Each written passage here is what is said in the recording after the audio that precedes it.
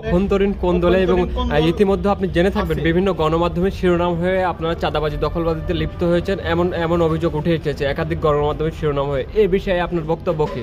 এই বৃহৎ যে দল বিএনপি, এখানে কিছু মানুষ গুটি কয়েক মানুষ থাকতে পারে যারা নিজের স্বার্থ হাসিল করার জন্য বিএনপির কোনো সংগঠনের সদস্য হয় বা প্রোগ্রাম করে পরবর্তীতে স্বার্থ হাসিলের জন্য কাজ করে। বিএনপির ভারপ্রাপ্ত চেয়ারম্যান জনাব তারেক রহমানের স্পষ্ট বার্তা যে গুটি কয়েক মানুষেরকে প্রশ্রয় দেওয়া যাবে না, বরং আমরা যারা বিগত 14 বছর 17 বছর আন্দোলন করে শ্রম ঘাম ঝরিয়ে যারা সফল হয়েছি তাদেরকে প্রতিহত করব।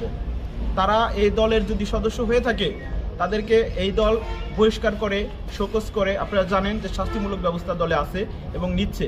এছাড়াও যেটি আছে যে ইউটিউবে একটা জিনিস দিয়ে দেয়, ওই যারা মানে ফ্যাসিস্ট হাসিনা পালিয়ে গেছে, হাসিনার কিছু সহযোগী পালিয়ে গেছে কিন্তু দোষরটা কিন্তু আছে, তারা ওইটা শেয়ার দেয়, নেগেটিভ ন্যারেটিভ তৈরি করে। এছাড়াও আমাদের সহযোদ্ধা যারা ছিল দীর্ঘ 17 বছর 14 বছর তারাও নেগেটিভ ন্যারেটিভ তৈরি করে, মব তৈরি করে, এগুলো আছে বিভিন্ন মানে এই শিরোনামে আসে।